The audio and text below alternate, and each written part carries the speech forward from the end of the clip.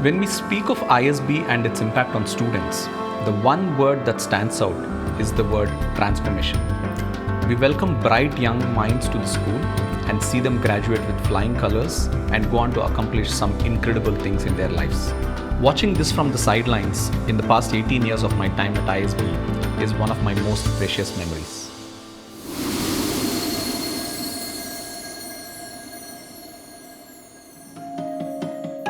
He was crowned one of India's innovative young entrepreneurs by Business World magazine for the Edu startup he launched when he was barely 19. He was also recognized as one of the 40 under 40 hottest young business leaders in India by the Economic Times. He is a member of the founding team of India's inaugural unicorn and the nation's first profitable unicorn. Educated as an engineer, he discovered a community of like-minded individuals equally enthusiastic about entrepreneurship while studying at the Indian School of Business. Join me as I engage in a delightful conversation with Piyush Shah from the class of 2004. Together, we'll explore the fascinating chapters of his professional journey, both pre and post ISB, dive into the vibrant startup landscape of India, and more. So Piyush. So Piyush, I remember sort of meeting you in Bangalore and we had this sort of wonderful conversation. But it's so good to see you here after all these years, and in a more relaxed and with so much of time. Yeah. But if you just wind back to 20 years ago, when you were perhaps making the decision of going to B school and thinking of ISB, that was an interesting time for the school. The first class had graduated. Yeah. The second class was in session and you guys took the plunge to come into ISB. So just tell me what you were thinking, what made you sort of think of ISB? Yeah, it's a story by itself. I always say, Guru, that ISB was some sort of calling for me, I don't know whether I discovered ISB or ISB discovered me, but it's a lot about my earlier childhood from a small town, Siliguri, yeah. That there's something about building businesses. And of course I've seen my dad building, failing, building, not stopping, failing enough, but not stopping. And there was some high I saw happening. And of course I read a lot of books at that time. And then went on to, I did not get through IIT. And most of my friends in high school got through IIT. So that was a big blow, big blow. And I got through DCE in Delhi, pretty decent college. Soon enough, I figured that I am not this person who's going to do well in engineering. I don't enjoy this. This is not who I am. And I think that thinking, let's just start something of my own as a startup guy, as an entrepreneur. Yeah. I started pretty early. At 19, this is 2000, where 4 of us got together in DC, third year of college, and said, let's just build something interesting for students and the whole education ecosystem in the country. This was an education startup. In education space, enabling students to make more informed career decisions. So I did that. A bunch of us together did that. And we tried for 3, 4, 5 years. Sure. Pretty early for its time. This is when there was no startups in the country. We were touted as the on-campus guys and whatnot. Yeah. Some youth entrepreneurs all over the papers. So massive high. And then we had massively crashed also in 3-4 years. So I figured that doing startups, even though it was somewhat like a failure, I had tasted blood. It felt that the sky is the limit. It felt this is what I'm meant to do. Now, when I heard about ISB, to your question, it actually felt like a startup business school. And somewhere that thinking, hey, this is a place which seems to be appreciating and welcoming people from all walks of life, not just the classic IIMs where there is a lot of homogeneity. This seemed more heterogeneous. I saw the first 2 years ka profiles. Yeah. It just felt good. I felt, yeah, acha hai. These guys are actually welcoming failed entrepreneurs and giving me that kind of appreciation. We want you. Like I entered pretty early, almost when I was 25 or 26.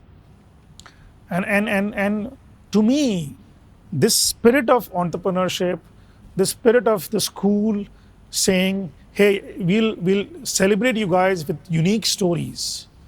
Whether you're an army guy or a doctor or a fashion designer or from an NGO or a failed entrepreneur, somewhere that resonated a lot with me. I felt, life may perspective. It's not just about cracking exams. Having people around me who are going to be super diverse and have perspective in life is going to be important. So to me, that was the main reason. And I would admit, the dream was to get into Harvard or Stanford or Wharton. Sure. And because I couldn't afford it or whatever at that point in time, the associations that ISB had were very powerful. So I got drawn कि यार एक साल में if I can be here and learn from the best in the world and fuel my whole thing of being an entrepreneur again in life, maybe this is the place. Maybe this place is the right one for me. And it felt that ISB will bring out and unlock that difference in me a lot more. So long answer. No, but fantastic. This something is I want to share. You spoke about unlocking, right? So I mean, from then from what you described yourself as a failed entrepreneur and a failed teenage entrepreneur, because you were 19 when you started your first startup, to now co-founder of 2 unicorns, profitable unicorns, silently going about building businesses. So tell us this whole unlocking sort of part of it in your professional life. This is not what people easily accomplish in their lifetime, but you've actually accomplished 2 very successful businesses. Yeah. So tell us a little bit about that, and I'm curious also to know what are you building next. Yeah, it's been an absolute fun and crazy ride. InMobi was founded by 4 people back in 2007. Yeah. Who believed that we could change the world and we deserve to build a world-class product company out of India. And luckily, I discovered these guys also. Like just after ISB, I was very clear that I have to get back to entrepreneurship, but I had to pay off my loan. Sure. So it's expensive. And I paid off my loan through working with Citi and Deutsche for like few years. The day I knew that I know I can handle my loan now, I was back looking for my real gig. Next. Right? Yeah. So I started talking to people 2007, 8. So I met Naveen and Abhay and Mohit and Amit. And I really enjoyed that conversation because I had tasted blood earlier. Yeah. And I knew that these guys are also thinking really big. Okay. But I could see that spark and that audacity, most importantly, that audacity कि कुछ बड़ा करेंगे मिलके. And hence, I think that triggered, I think instead of me starting on my own, can I join this place and consider it as my own, as if I'm a co-founder? Sure. And then I went about what we did, right? And I think I always say, InMobi is not an I company, something. It's a we company. Yeah. It's a we company. Yeah. It's 4 to 5 co-founders. It's 100, 200 people who operate as co-founders without being called one. And 3,000 people today who just are so passionate about building what we're building. So I think from there, I think bunch of things have happened in the journey, but the biggest moments were that we went global. We dreamed that we could actually be building a global thing. So back in 2011, we became the first unicorn of the country, and SoftBank That's right. invested at that time. But more importantly, the real, I would say the real sense of achievement came in 2017 when we turned profitable. We became the first profitable unicorn out of the country. Yeah. After a very bad phase, Sure. which we all had. So I think those journeys have been great, phenomenal. And we kept building, kept expanding, kept focusing on innovation and technology and people. Yeah. I mean, if there's one thing or a few things that I think we kept building our muscle for, the IP is not just about a technology IP. We invested in the ability for us to build a global business. So the global muscle was an IP. Which is also the culture that you're trying to build and sort of continue. Yes. Innovating not just in good times, but also bad times is a muscle. You don't stop innovating just because you have a bad patch, bad 3 quarters. Sure. That muscle, You I think, started worked on. compounding for us. So that's why you hear InMobi being the first unicorn. And then Glance emerged as an incubated thing from InMobi Yeah. and turned out to be a second unicorn. We're not stopping. We have 3 more newer businesses within InMobi who could potentially be large new businesses out there. So I think that muscle of being global, leveraging tech, but innovation is something we all collectively did really well. But from Bangalore, you've now sort of relocated in some sense to Singapore. But I would still imagine, given the work that's happening in India, your large workforce is here, I would presume you must be taking a lot of flights back to India. How has the move been for you so far, and for your family, if I may ask? Professionally, it has been, it's the same.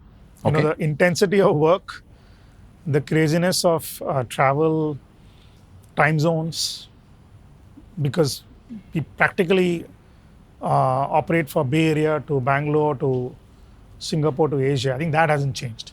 Got it. And I think it's just been great to be able to sort of live in a place like Singapore and yet have that quality of work through virtual, through travel, whatever. So I think it's been a good move. Professionally, it's just helping me a lot to imagine how we can take Glance global. So that's one of the big reasons why I moved, that how do we move Glance out of India and Southeast Asia to a lot more developed markets like US and Europe and Japan. Sure. And as a family, I think it just allows us to spend more time. Yeah. And I have been looking for that after 10, 11, 12 years of this absolute craziness. I think I went a bit wrong there and spent insane amount of time and energy only on that one pillar of work and success, Yeah. telling myself that it is very difficult to do all of them. It's only now in the last 2-3 years, I would say, it dawned that we can still it is not a zero-sum game. It is a positive sum game. It is possible to focus some part of energy on all the walks of life, my health, my parents, my family, what I enjoy. And if I invest time in other pillars, it does not diminish my work in any way. It only enhances it. And I can sense that you're like very bullish on India as well. While you're building for the world from India. So tell us a little bit about how do you see India's story unfolding over the next few years from the lens of a builder, someone who's built businesses and enterprises? It's a combination of many things. I mean, the geopolitics, the investment in technology, the youth of the country, the fact that we can all be super hardworking and whatnot, and just the sheer consumption opportunity. So I think it's just this trifecta or 4-5 forces that are going to come and together multiply for absolute huge opportunities within the country and for entrepreneurs in this country to invest and go global. But how do you make sure people are ambitious and winning big, and you treat them with trust and care? And there is a sense of, there's a soul around this whole thing. And the more and more such, we have tried this in our own way. Sure. It has worked for us. It is our way. It is not the Netflix way. It is not the Google way.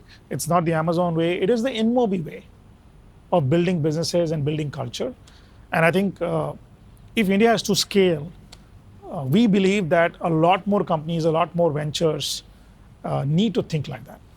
You're building at scale clearly. Yeah. And if you were to sort of, sitting in the classroom at ISB 20 years ago, did you think of, like depending on what courses you took or what classes you did, was there anything that you said, I'm going to note this down, this is going to help me for, of course, you had no idea that you were going to do this, but for doing whatever that you thought you would do?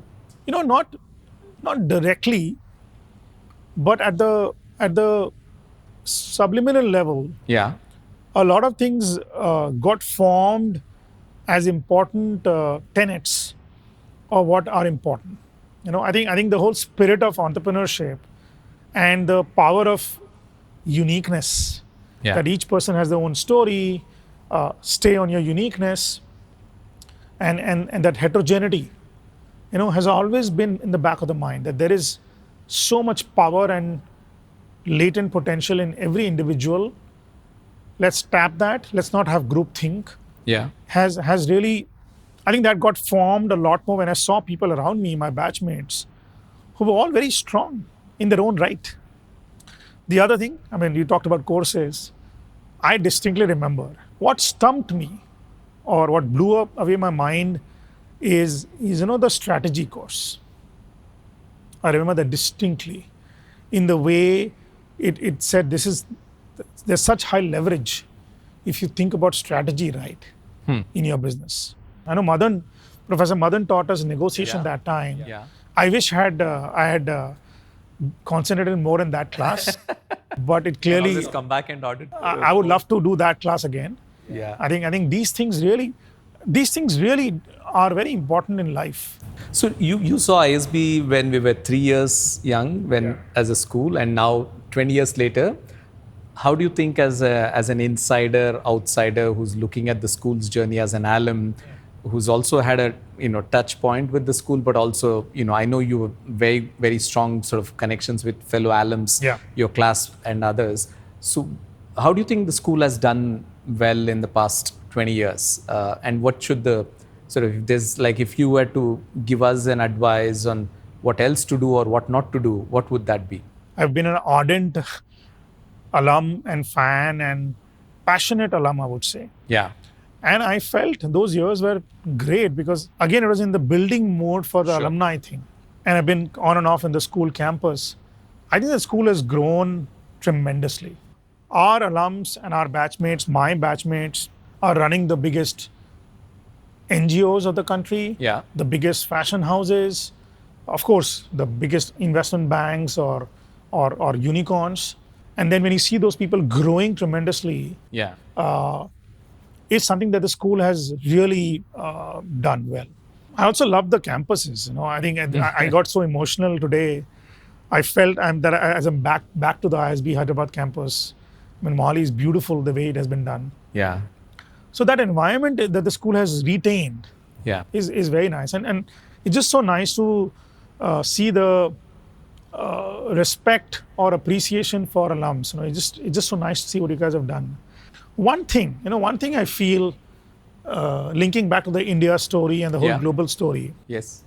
I think the school has a very big opportunity to instill the true kind of entrepreneurship and to retain that original promise, the original positioning on, fostering the spirit of entrepreneurship in the right manner. Yes. I think somewhere maybe, while there are a lot of unicorns and almost like 2,000 founders and entrepreneurs from the school, the next 10 years of India's revolution, maybe the school can just hunker down on that anchor and do more. Do more in that field with government, society, business. Yes.